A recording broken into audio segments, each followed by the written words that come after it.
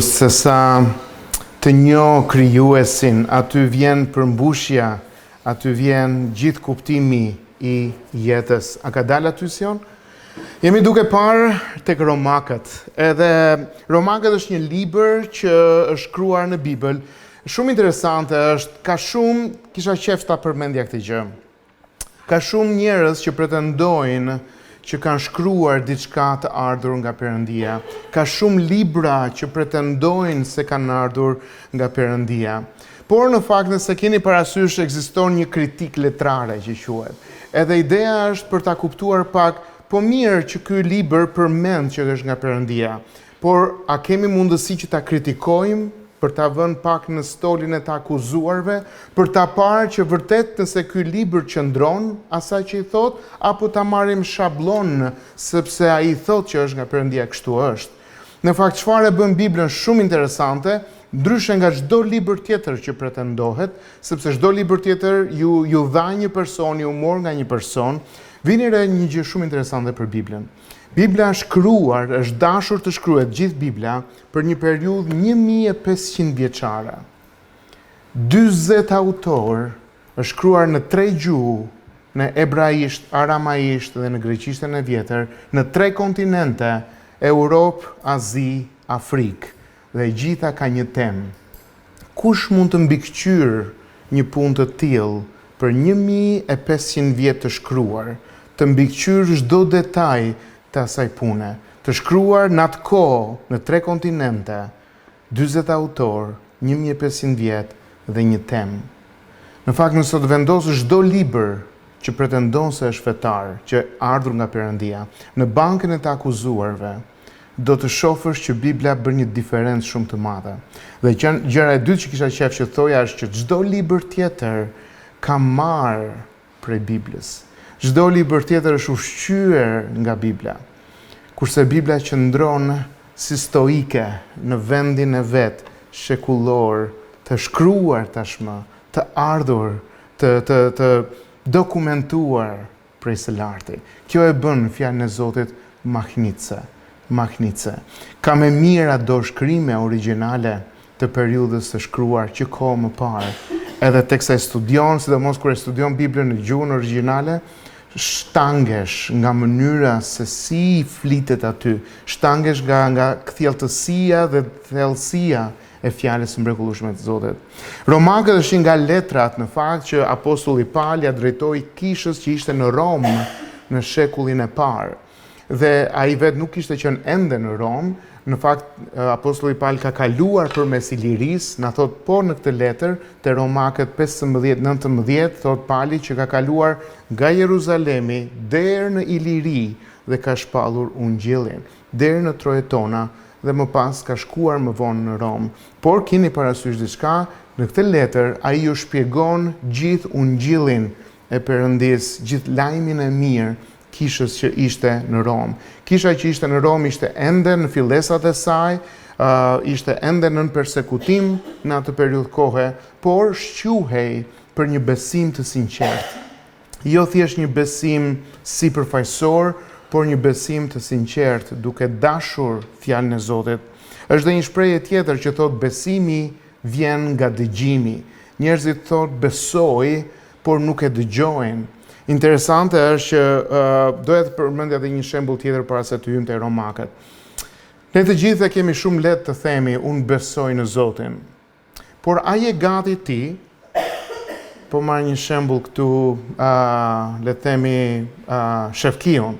Ti nuk e njeh Shefkiun, por a je gati ti besosh tapinë e shtëpisë tënde Shefkiut? Të shkosh te noteri dhe ta bësh që kjo shtëpi i përket Shefkiut. Unë besoj te Shefkiu dhe i përket Shefkiut. A je gati për ta bërë një gjë të tillë? Pse?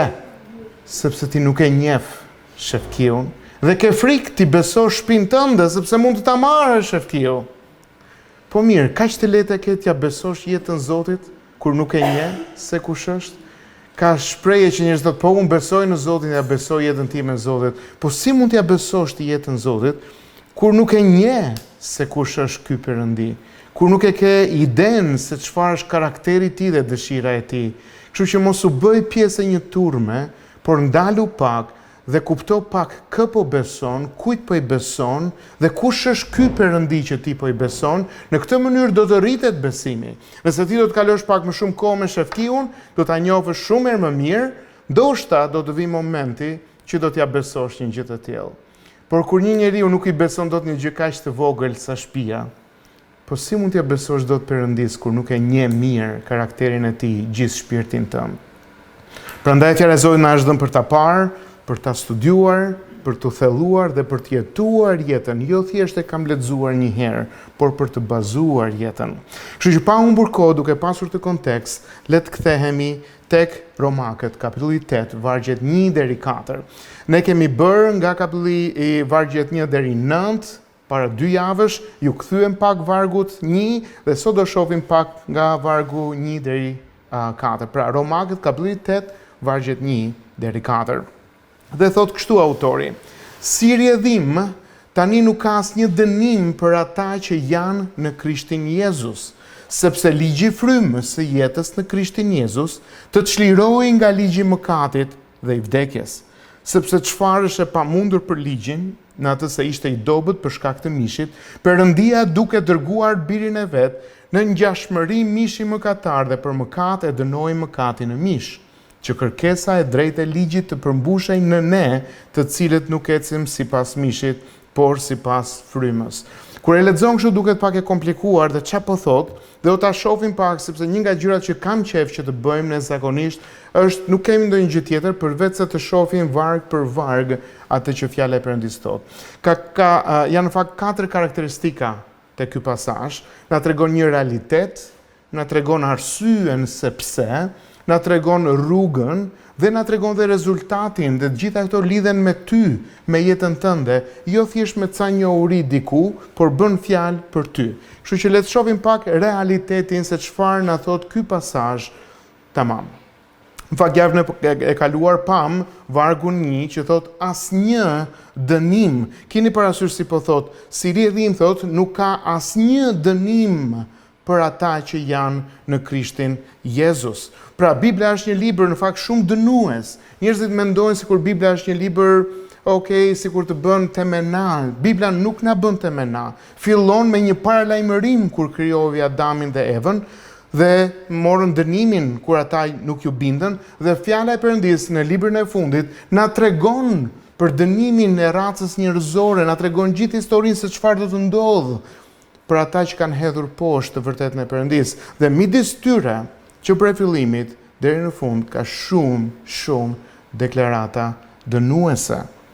Bajeni mend këtë fotografinë që është simbolik e historisë të Dionisit dhe shpatës së Demokleut. Nëse ju kujtohet nga radha e parë, Dionisi ishte një udhëheqës në Sirakuz, që është në Sicilinë e sotme, shumë i pasur, shumë i dhunshëm dhe kishte bërë shumë armiq, por ishte shumë i fuqishëm. Dhe Demokleu ishte në oborin e tij, një obortar në oborin e tij, dhe kishte jashtëzakonisht zili për wow, sa shumë, çfarë lloj jete ke ti, sa interesante është jeta jote.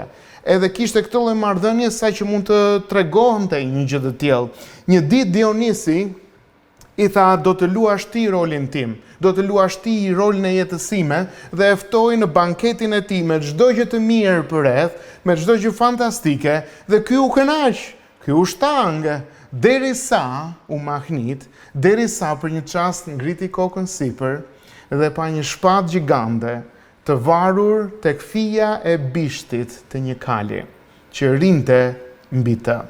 Dhe në atë çast, çdo bukuri e atij momenti, çdo gjë e atij çasti u venit krejt. Nuk i zinte më, nuk i hynte më për shtypje se çfarë kishte rreth e rrotull, sepse pa shpatën e cila e shqetësoi shpirtin e tij.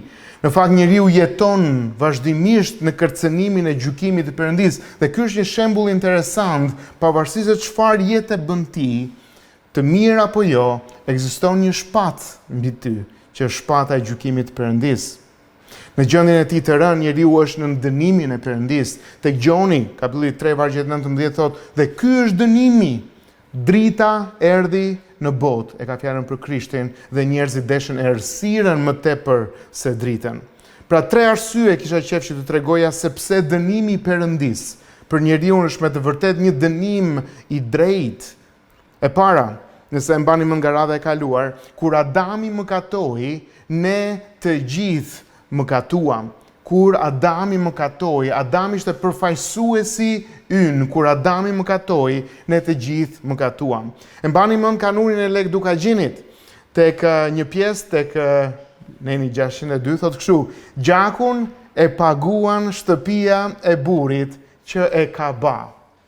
Do me thënë, nuk është thjesht personi që do paguaj gjakun që bëri, por gjithë shtëpia. Adami bëri atë që ne të gjithë do të bënim. Çfarë bëri Adami ishte përfaqësuesi ynë. Ti do thuash, po kjo nuk është e drejtë. Është e drejtë, sepse dhe sot funksionon kështu. Nëse kryeministri ose presidenti një vendi shpall gjendje lufte, automatikisht ti je në luftë me vendin tjetër. Të pëlqen apo jo, je neutral apo nuk je, automatikisht për shkak të vendimit të një personi, gjithë jeta jote ndryshon. Pra kur Adami mëkatoi, ne të gjithë mëkatuam me të. Te Romakët kapitulli 5, 17-18 thotë kështu: me shkeljen e një njeriu, e ka fjalën për Adamin, vdekja mbretëroi nga një i vetëm. Prandaj për shkak të shkeljes së njërit, gjykimi erdhi mbi të gjithë njerëzit. Edhe shembulli dhe arsyeja dhe gjithë kuptimi nga e dim që kjo është e vërtet, është vdekja. Zoti i tha Adamit: ti do të vdesësh për shkak të fajit, dhe vdekja është shenja dalluese që tregon që ne të gjithë kemi mbi supe fajin që bëri Adami. Arsyeja pse dënimi i njerëzve është i drejtë është sepse të gjithë ne mëkatuam në Adamin. Vendimi i tij përfaqësoi gjithë racën njerëzore. Mëkati fillestar i Adamit na sjell të gjithëve në gjykimin e drejtë të Perëndis. E dyta, natyra ime është mëkatare. Tani kalojmë tek personalia, tek jotja. Natyra jote është mëkatare. Në fakt, ka marrë shembullin e një virusi që ti je inkontaminuar, ti lind. Si thoshte Davidi, nëna ime më ka ngjizur në mëkat. Domethënë është në genin tim, është në ADN-n tim, trashëgohet mëkati, natyra njerëzore, natyra mëkatare trashëgohet. Pse një fëmijë nuk i mëson të keqen natyrshëm, sepse e di vetë, një fëmijë natyrshëm mund të vjedh, mund të gënjej edhe në qeshim me veprimin e tij, por nga i vjen kjo? I vjen natyrshëm nga brëndësia e tij, është natyra e tij. Jepi pa kohë dhe do ta shohësh se si do të duket. Tek Efesianët kapitulli 2 vargje 3 na thon: ne të gjithë jetuam më parë në dëshirimet e mishit ton, duke bërë vullnetet e mishit dhe të mendjeve, dhe ishim prej natyre fëmijë të zemërimit të Zotit, si dhe të tjerët. Nga vetë thelbi i qenies personalitetit tim dhe tëndit, unë meritoj të dënohem. Dhe e treta është vepra e mëkatit tim. Ajo dyfytyrësia ime, ajo ndërgjegja ime brendshme që më flet me atë zërin e vogël që unë e shtyp dhe nuk dua ta dëgjoj, duke thënë mos e bëj këtë gjë, mos e vepro kështu, mos mendo kështu. Lera mor se e di unë atë punë. Mendimet, dëshirat, gjithë pasionet e mia mëkatare është pagesa që unë bëj. Në fakt, te Romakët ka disa pasazhe që na thotë kështu: i cili do të shpërblej secilin sipas veprave të veta, atyre që kanë ambicie egoiste dhe nuk i binden së vërtetës, por i binden pa drejtësisë, do t'u jap zemërim dhe tërbim. Mundim, dëgjojeni mirë, mundim dhe ngushtic do të ketë mbi çdo shpirt njeriu që bën të keqen.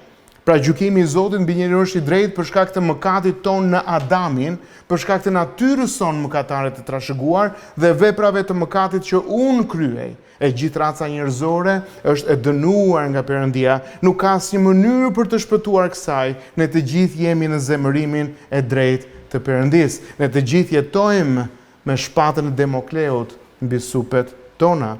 Dhe lind pyetja, ashtu siç thanë vetë dishepujt tek Luka 18:26, e kush mundet të shpëtohet?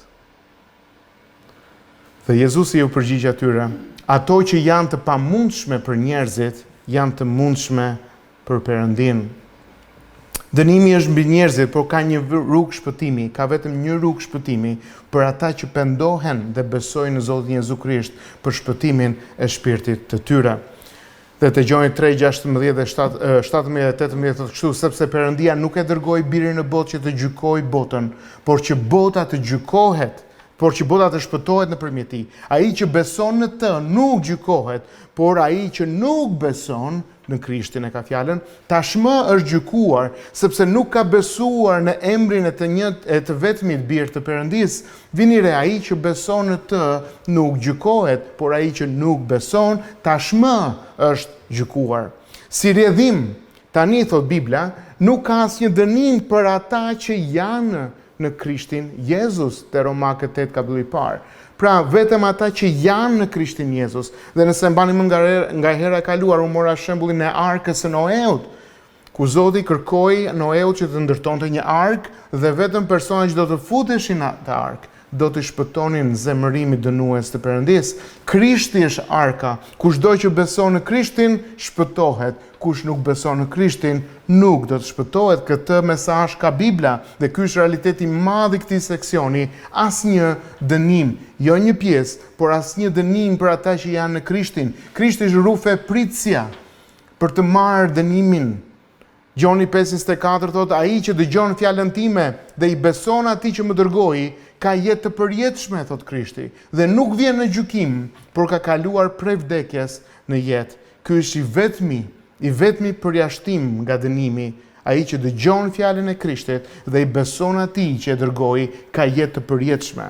Po cila është arsyeja? Pse e gjitha kjo? Pse nuk ka asnjë dënim për ata që janë në Krishtin Jezus? Tani le ta shohim këtë tek vargu i dytë, se kjo është bukuria e fjalës së Zotit. Prandaj duam ta shohim varg për varg. Dhe thoshte sepse ligji i frymës së jetës në Krishtin Jezus të çlirohej nga ligji i mëkatit dhe i vdekjes. Do e ndajmë në dy pjesë, pjesën e parë që e kam bërë me ngjyrë dhe pjesën e dytë. Por çfarë do thotë kjo? Sepse na tregon për një arsye që nuk ka dënim. Pra ka një arsye pse nuk ka. Dhe cili është ky ligji i frymës së jetës në Krishtin Jezus që na çliroi? Ligji i frymës së jetës të Krishtit është ungjilli. Ç'do të thotë ungjill? Do të thotë lajmi i mirë që Perëndia vet dha birin e tij që kushdo që beson në Krishtin të mos u mbas, por të ketë jetën e përjetshme. Ky është ungjilli dhe ky është ligj i frymës së Zotit, ligji i Perëndisë. Ungjilli është ligj dhe urdhëron të bindemi, beson në Zotin Jezu Krisht dhe do të shpëtohesh. Ky është një ligj që kërkon bindje. Pasoja e refuzimit të ligjit është të çohesh në gjykatën e Perëndisë për shkelje të ligjit të ungjillit. Nuk është opsion. Tani kisha qejf të lexoj një pasazh nga Dhjata e Vjetër te Jeremia 31, vargje 31 dhe 33. Thon kështu: Ja do të vinë ditët, thot Zoti, në të cilat do të vendos një besë lidhje të re, lidh besën. Perëndia thot, unë do të bëj një lidhje bese të re me shtëpinë e Izraelit dhe me shtëpinë e Judës. Kjo është beslidhja që do të vendos me shtëpinë e Izraelit mbas atyre ditëve, thot Zoti. Tani vini re çfarë thot.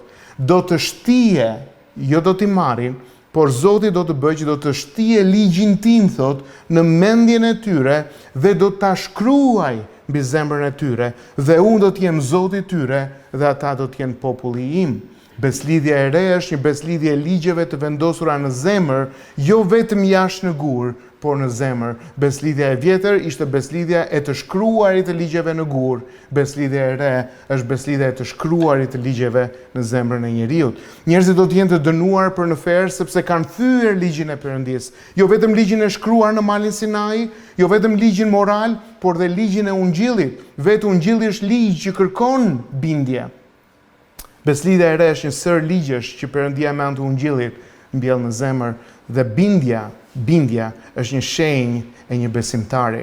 Ai që i bindet është ai që beson, jo vetëm ai që dëgjon, por ai që i bindet. Krishti Jezus është Zoti sovran, të cilit njerëzit duhet t'i japin besnikërinë e tyre të bindur. Nëse ti i thua atij je Zoti im, ti duhet t'i japësh besnikërinë tënde. Bibla u bën thirrje vazhdimisht njerëzve t'i nënshtrohet ligjit të ungjillit. Me fjalë të tjera, ungjilli është një ligj që kërkon bindje ose ndëshkim. Është po aq ligj sa ishin 10 urdhrimet, siç ishte ligji moral i Perëndisë. Dhe vini pjesën e dytë re tani, sepse ligji i frymës së jetës në Krishtin Jezus, që ishte ungjilli, të çliroi nga kush? Nga ligji i mëkatit dhe i vdekjes. Mëkati është gjithashtu ligj, nga ligji i mëkatit. Dhe nga e di unë që është ligj, sepse ka disa karakteristika. A urdhëron mëkati? Po, në brendësinë tënde thotë bëhe. A bën kërkesa? Shiko se mos e bësh të gjë. A është mëkati sovran i botës së parigjeneruar? Po. A është mëkati Perëndia udhëheqësi sundimtari shumë njerëzve sot? Po. Romakët 6 thotë se ju para se të besojnë në Krishtin ishit sklever të mëkatit. Shikoni, nuk ka njeriu lirin që mendon. O do të jetë skllav i mëkatit, ku mëkati të hedh zinxhirin dhe të ka përfyti dhe thotë bëj këtë që dua unë, ose do të jesh skllav i drejtësisë. Nuk ka një të mesme. Mëkati është gjithashtu një ligj që kërkon bindje. Mëkati është një sovran që kontrollon, energjizon, motivon dhe komandon botën. Dhe e gjithë bota është në sundimin, në skllavërinë ndaj ligjit të mëkatit. Ligji i mëkatit çon në vdekje. Si thot Bibla, paga, rroga e mëkatit është vdekja.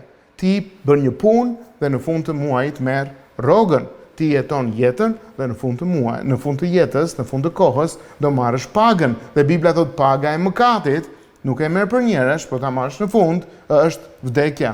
Sepse ligji i frymës i jetës në Jezu Krishtin të çlirohej nga kush? Nga ligji i vdekjes, nga ligji i mëkatit që e pam dhe ligji i vdekjes. Kush është ky ligji i vdekjes? Te 2 Korintasit, kapitulli 3, vargjet 7 thot, ligji i Mojsiut quhet një shërbes vdekjeje. Si? Ligji i Perëndisë ishte shërbes vdekje? Po. E gjitha që mund të bëj ligji që Zoti dha Mojsiut është të vrasë. Njerëzit janë në ligjin e mëkatit dhe të vdekjes. Zotëria e tyre është mëkati, mëkati kontrollon gjithçka, duke i çuar ata në vdekje të përjetshme, në humbje të përjetshme, në vdekje fizike dhe shpirtërore. Vini re këtë foljen që është aty, të çliroj, pra ky ligj i Krishtit që është ungjilli, të çliroj nga ligji i mëkatit dhe i vdekjes. Po vjen një ligj tjetër, një urdhëres tjetër që është ungjilli fuqizuar nga vetë Perëndia, nga fryma e tij.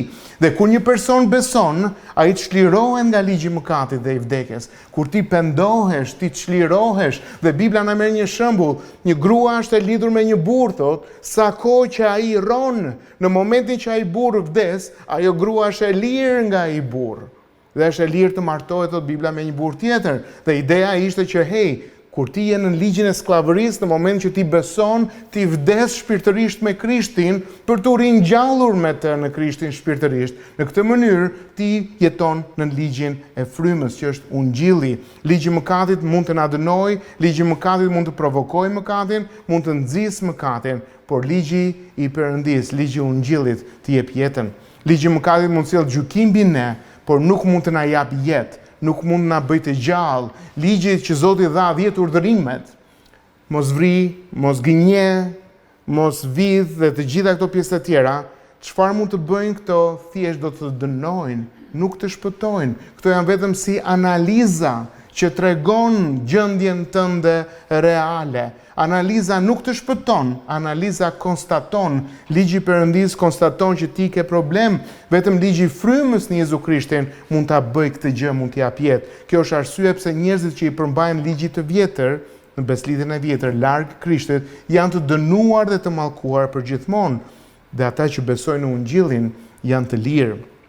Vini re një pasazh shumë të bukur nga letra e parë e Pjetrit, kapitulli i parë, vargu 18, thotë kështu: sepse duke qenë se e dini se nuk u shpenguat me gjëra të prishme, pra nuk u shpëtuat, nuk u çliruat nga gjëra të prishme, si argjendi dhe ari, nga mënyra jote e kote të jetuarit të marrë nga etri tuaj me anë të traditës, por me gjakun e çmuar të Krishtit, kështu u shpenguat, si një qenj pa të meta dhe pa njoll, i cili në të vërtet ishte paracaktuar, vini re çfarë thotë, para themelimit të botës. Krishti ishte paracaktuar, ishte vendosur para themelimit të gjithë universit, plani i Perëndisë se çfarë do të ndodhte me të, por u shfaq në kohën e fundit për ju që nëpërmjet tij të besoni në Perëndin që ringjalli prej së vdekurit dhe i dha lavdi, që besimi dhe shpresa juaj të jenë në Perëndin duke parë që ju të keni pastruar. Ja ku është shpirtrat tuaj, si duke ju bindur të vërtetës nëpërmjet frymës. Ju bindët të vërtetës. Ky është ungjilli që erdhi nëpërmjet frymës. Ti e dëgjon, por ti duhet i bindesh. Nëse nuk i bindesh, nuk bëhet e jotja. Ju nuk mund të shpëtohesh në asnjë mënyrë tjetër. Çfarë do duhet të bëjnë njerëzit për të shpëtuar gjykimit, për të shpëtuar ferrit të përjetshëm? Duhet i besojnë ungjillit Dhe kjo është ajo që na çliron nga ligji i mëkatit dhe i vdekjes. Kjo është arsyeja, po tani cila është rruga? Cila është rruga? Si e solli Perëndia këtë gjendje të re tek ne? Dhe fjala kyçe këtu është zëvendësim. Vargu 3, vini re thot, Perëndia duke dërguar birin e vet në ngjashmëri mishin mëkatar dhe për mëkat e dënoi mëkatin në mish. Tani kjo e vërtet është interesante, e vërteta e zvendësimit. Ne nuk kemi dënim sepse jemi të çliruar prej tij. Ne jemi të çliruar prej tij sepse Krishti zuri vendin ton. Dhe ky është në vargun 3. Sepse çfarë ishte e pamundur për ligjin, thot, çfarë nuk mund të bënte ligji, 10 urdhërimet, dhe ta kuptojmë në këtë formë, nuk mund të thyente fuqinë e mëkatit. Ligji ishte i plotësisht i pafuqishëm për ta bërë këtë. Gjithçka çfarë ligji do të bëjë është t'ju mallkojë, sepse do të keni ligjin e Perëndisë dhe nuk do të jeni në gjendje ta mbani për shkak të mëkatit tuaj. Tani vini re se shumë e bukur kjo pjesë. Dhe e tëra gjë që mund të bëj ligji është të konfirmonte sundimin e uzurpuar të mëkatit dhe thjesht i mori të gjithë shkelcit e ligjit, pra të gjithë racën njerëzore dhe i hodhi të gjithë në mallkimin e Perëndisë. Mëkati e dorëzon mëkatarin në burgun e një debitori dhe ligji bëhet rojtari i tij. Por nuk është faji i ligjit. Ligji nuk mundi të na shpëtonte, jo sepse ligji ishte i keq. Ligji është i shenjtë, i drejtë, i mirë, nuk ka asgjë të gabuar me ligjin, por ligji i Perëndisë nuk mund ta bënte të drejtë, nuk mund të na shpëtonte, nuk mund të na bënte të përsosur, nuk mund të thyente këtë fuqi mëkati, nuk mund të bënte që të dilim nga ky mallkim, nuk mund t'i bënte të gjitha këto, jo sepse kishte ndonjë gjë të gabuar në të, por sepse ne ishim të korruptuar në shpirtin ton, në qenien ton, ne ishim të rënë në brendësinë ton. Vetë Jezusi na tregon se nuk është ligji problemi. Jezusi jetoi gjithë jetën e tij dhe nuk mëkatoi kurrë. Jezusi jetoi gjithë jetën e tij dhe mbajti ligjin e Perëndisë. Jezusi tha, unë nuk kam ardhur për ta shfuqizuar ligjin, por për ta përmbushur atë, dhe është i vetmi që përmbushi ligjin e Perëndisë. Jezusi në njerëzimin e tij, në të qenit njeri, e mbajti në mënyrë të përsosur ligjin e Perëndisë. Fatkeqësisht ka ende njerëz sot që mendojnë se mund të mbajnë ligjin e Perëndisë. Ka shumë njerëz që përpiqen të mbajnë ligjin duke thënë po mirë, unë po përpiqem të bëhem person i drejtë. Jakobi kapitulli 2 vargu 10 thotë kështu, sepse kushdo që e zbaton të gjithë ligjin dhe e shkel në një pikë, është fajtor për të gjitha. Wow! Pse ka që ashpër? Po, sepse Zoti nuk mund të lozë me shenjtërimin e tij. Do thuash që nëse nuk zbatohet çdo ligj gjatë gjithë kohës dhe shkel vetëm një herë unë përjashtohem, ti përjashtohesh dhe ky është standard shumë i ashpër. Interesante është pra, nëse do të shpëtohemi, nuk mund të shpëtohet nga mishi i korruptuar. Mund të shpëtohemi vetëm nga diçka që është përtej vetes tënde. Perëndia thot aty duke dërguar birin e vet në ngjashmëri mishin mëkatar dhe për mëkat e dënoi mëkatin në mish. Perëndia e dënoi mëkatin duke u bërë njeri. Mishi këtu është trupi, natyra njerëzore e Jezu Krishtit. Kur ai vdiq në kryq, ai mori fuqinë e mëkatit në emër të popullit të tij. Kjo është arsyeja pse kryqi është kaq shumë i rëndësishëm. Nuk ishte ajo që bëm ne, ishte ajo që Perëndia bëri në Krishtin. Krishti erdhi në një mish të pakorruptuar, përmbushi plotësisht ligjin e Perëndisë për të treguar shenjtërinë e tij. Krishti zuri vendin ton, ishte zëvendësuesi për ty dhe për mua. Dhe pastaj dënoi mëkatin në vdekjen e tij dhe shkatroi fuqinë e tij. Dhe kjo është arsye pse Pali thotë, mëkati nuk ka më sundim mbi ty. Vini re sa bukur thot Pali te 1 Korintasit 15. Bën një thirrje shumë të fortë. O vdekje, ku është thumbi yt? O vdekje, ku është fitoria jote? Dhe shpjegon, thumbi i vdekjes është mëkati. Forca e mëkatit është ligji, por falenderojmë Perëndin që na jep fitoren nëpërmjet Zotit ton, Jezu Krisht. Dhe si e bëri Perëndia këtë? Perëndia e bëri duke dërguar birin e vet në ngjashmëri mish mëkatar, dhe për mëkat e dënoi mëkatin në mish. Çfarë do të thotë kjo? Ai e bëri në mish, ai nuk e bëri nga qielli, ai e bëri nga toka, ai nuk e bëri si Perëndi, e bëri si njeri, prandaj u bë zvendësimi i madh. Ai e bëri në mish, domethënë në trup, në natyrën njerëzore, në mishin e Krishtit, dhe ai mbajti gjithë peshën e gjykimit të Perëndisë mbi mëkatin. Tha dikush, si është e mundur që gjithë mëkatet e atyre që do të besojnë ranë mbi një person dhe ai mori të gjitha, edhe kjo funksionon, edhe përgjigja që i dha personi ishte tillë, sepse ky personi që mori gjithë mëkatet dhe gjithë njerëzimin, pesha e tij është shumë më e madhe se gjithë universi vetë, sepse është vetë krijuesi, është vetë Perëndia. Mëkati erdhi te ne me gjithë shka që ferri mund të hidhte dhe mëkati humbi dhe kështu ishte në mish, domethënë njerëzimin shpëtimtari që mëkati u mund në vdekjen e tij në kryq. Dhe kjo është bukuria. Tek Ungjilli kapitulli 6 vargu 51 thot Jezusi, vini re, unë jam buka e gjallë që zbriti nga qielli. Thot Jezusi, unë jam buka e gjallë që zbriti nga qielli. Nëse dikush, jo të gjithë, sepse nuk do ta kenë të gjithë, por nëse dikush ha nga kjo bukë, do të jetoj për gjithmonë. Dhe buka që unë do t'i jap është mishi im dhe unë do të jap për jetën dhe unë do ta jap për jetën e botës. E shihni, Perëndia e dënoi mëkatin në mishin e Jezu Krishtit, i cili dha mishin e vet, trupin e vet, njerëzimin e vet. Kjo është arsyeja pse kur vijmë në tryezën e darkën e Zotit, ne marrim simbolikën e bukës, që është simbolika e trupit të Krishtit, dhe kujtojmë se ai dha mishin e tij për ty dhe për mua. Dhe kështu mëkati u shkatrua në kryq. Perëndia po i jep mëkatit dhe një kohë për të ecur përpara, por dënimi tashmë është në lëvizje. Dhe dëgjoj mirë këtë. Dhe dënimi dhe shkatrimi do të vinë në ardhjen e dytë të Krishtit, në ardhjen e dytë të shpëtimtarit, kur ai të mbledh të gjithë ata që janë të pabesë dhe t'i dëbojë nga prania e tij përgjithmonë. Dhe vdekja dhe ferri dhe të gjithë të tjerë do të hidhen, thot Bibla, në liçenin e zjarrit përgjithmonë. Dhe mëkati do të eliminohet përjetësisht nga prania e shenjtë e Perëndis, por dënimi i mëkatit është shkruar në kryqin e Jezu Krishtit.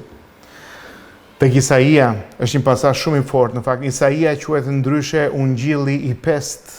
Është shumë kohë përpara se Jezusi të vinte. Dhe vini re se çfarë thot për Krishtin. Isaia qindra vite para se Krishti të vinte. Thot kështu: megjithatë ai e ka fjalën për Krishtin, mbante sëmundjet tona dhe kishte marrë përsipër dhembjet tona.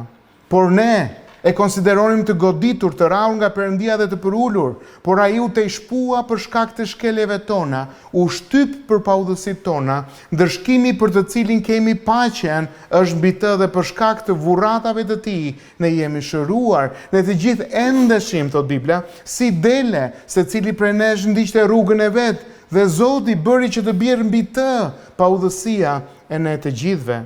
I keq trajtuar dhe i përulur, nuk e hapi gojen, si një qengjë që e çojnë në thertore, si një dele e heshtur përpara tyre që i qethin, nuk e hapi gojen, u çua larg nga shtypja dhe nga gjykimi. Dhe nga brezi i tij kush mendoi se ishte larguar nga toka e të gjallëve dhe ishte goditur për shkak të shkeljeve të popullit tim?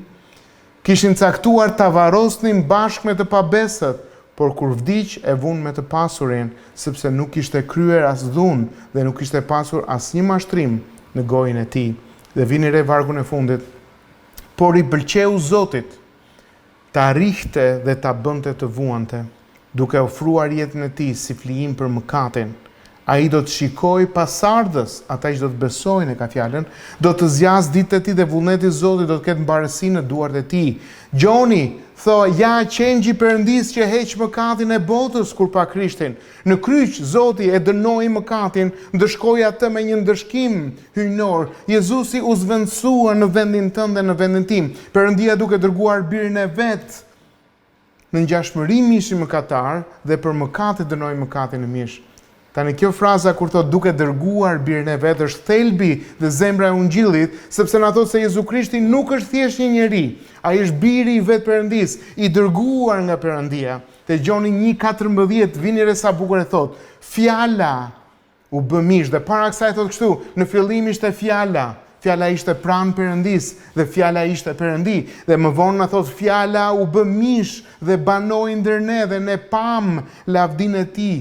Dhe ishte lavdia e njëjta si lavdia e të vetëmëlindurit të Atit, plot hir dhe të vërtet. Perëndia duke dërguar birin e vet në ngjashmëri mishi mëkatar. Vini re këtë shprehje, në ngjashmëri mishi mëkatar. Është një deklaratë që nuk përdoret në asnjë vend tjetër në Bibël. Ai ishte në ngjashmëri me mishin mëkatar, ai ishte plotësisht në mish, por vetëm si mish në kuptimin që ai nuk ishte mëkatar. Duke në mish, ishte në mish, por jo i korruptuar, i ngjashëm por jo i sakt. Ai erdhi në mish, por vetëm në ngjashmëri me mishin mëkatar, sepse ai vetë nuk njihte mëkat. Sa bukur e përdor fjala e Perëndisë, është njështër në këtë pjesë. Në ngjashmëri mishi mëkatar. Ai ishte në mish, por jo mëkatar, dhe duke sikur ti ishte njeri i zakonshëm në aspektin e rënies, por ai ishte i pa mëkat. Pali e ruan bukur pa mëkatësinë e Krishtit. Ai tregon se kur Ati dërgoi birin në botë, Ati e dërgoi atë në një mënyrë që e solli në një marrëdhënie më të afër të mundshme me njerëzimin mëkatar, por megjithatë pa u bërë vetë mëkatar. Ai nuk ishte kurrë mëkatar. A nuk është interesante? Se sa mund të ngjante më tepër se kaq, ai u numërua si mëkatar dhe në kryq në fakt u bë mëkat për ne që nuk njihte mëkat, që ne të bëhemi drejtësia e Perëndisë në të. Perëndia dërgoi birin e tij që është një me veten, në thelb dhe në natyrë, në ngjashmëri me mishin mëkatar, që është plotësisht mish, por vetëm si mish mëkatar, dhe që megjithëse ndryshe si mish mëkatar, në fundit u bë mbartësi të gjithë mëkateve të të gjithë mishit mëkatar.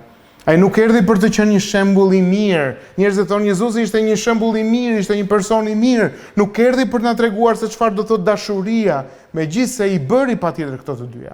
Ai erdhi për mëkatin dhe erdhi si një ofertë për mëkatin. E dini çfarë do të kishte ndodhur nëse Jezusi nuk do të kishte vdekur? Nëse ai do të kishte ardhur në botë dhe thjesht do të na kishte mësuar dhe do të na kishte treguar rregullat e Perëndisë, ai vetëse do të kishte shtuar mjerimin ton, atë pamundësinë tënde për të arritur ligjin e Perëndisë. Keni parasysh, do t'jap një shembull të kësaj. Kur ti je duke u munduar shumë të kanë rënë djersët për të bërë një punë fizike dhe nuk po e bën dot, ose kur je duke zgjidhur një problem në matematika, ku di unë, domethënë gjëra të tilla, por të kanë rënë djersët, koha të shtrëngon, je në një gjendje shumë të vështirë dhe nuk po e bën dot, edhe vjen dikush tjetër, edhe thot, "Ha mos po e bën dot." Kjo të këput fare, kjo të godet edhe më shumë. Ti thua, po më lër tani të bëj këtë gjë, se këtë, kurse të vjen dhe ti dhe nuk po më inkurajon, po përkundrazi po më lëshon për poshtë. Nëse Krishti nuk do të kishte vdekur për mëkate, por thjesht do të kishte ardhur, do të bënte të njëjtën gjë, do të shtonte më tepër mjerimin në cilin e ndodhemi. Dhe kur erdhi Krishti, ai nuk donte të përsëriste të njëjtën forcë dënuese të ligjit. Ai erdhi dhe na tregoi standardin e përsosur dhe pastaj vdiq në kryq për të marrë masa për pamundësinë tonë për të përmbushur atë standard. Ai erdhi për mëkatin, jo vetëm për të qenë një dënues, por për të qenë dikush që na çliroi nga dënimi. Është një thënie shumë e bukur e William, thotë kështu: Ati merr vendin e gjykatësit kundër birit të tij për të bërë ati atyre që ishin armiqtë e tij. Ati dënon birin e dashurisë së tij, që ai të mund të lirojë fëmijët nga zemërimi i tij. Çdo qenie njerëzore që kishte jetuar ndonjëherë ishte sulmuar nga mëkati, gjithmonë kishte humbur. Ka pasur vetëm një qenie njerëzore që ka jetuar, i cili është sulmuar nga mëkati dhe nuk ka rënë asnjëherë, dhe ky është vetëm Krishti.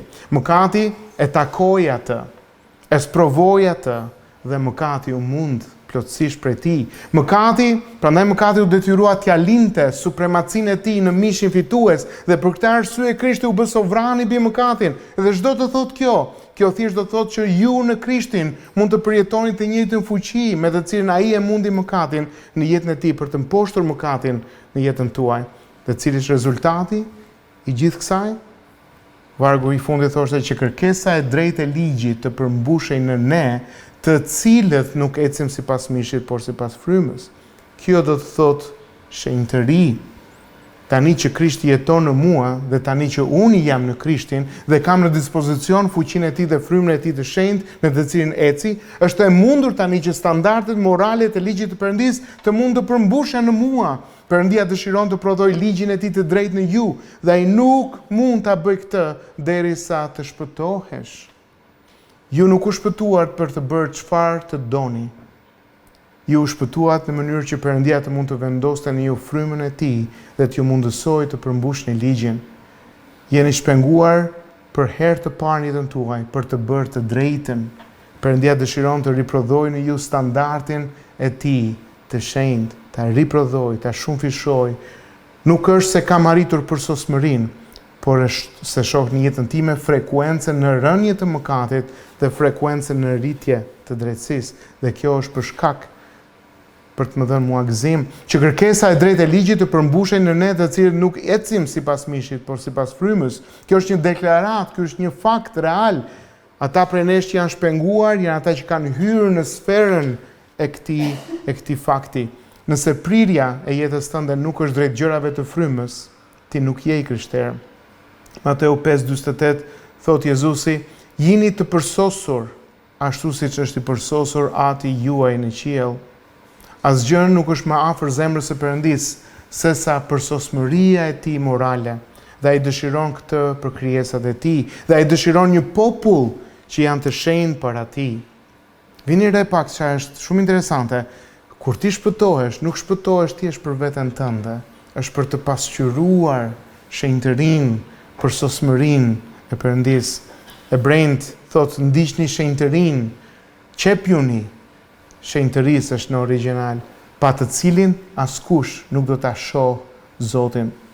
Shpëtimi vërtet vjen sepse një person është i detyruar nga mëkati të ketë uri dhe etje për drejtësi, nga zija për mëkatin dhe në ndjekje të drejtësisë. E di se ka nevojë për një shpëtimtar sepse nuk mund të mbajë ligjin e shkëlqyer moral të Perëndis dhe ka nevojë për dikë që ta shirojë nga paftësia e tij. Si i tha Jobi, kush do të mund të jetë një ndërmjetës që të hedh një rëndor tek Perëndia dhe një rëndor. Kjo ishte kërkesa e vetme e Jobit.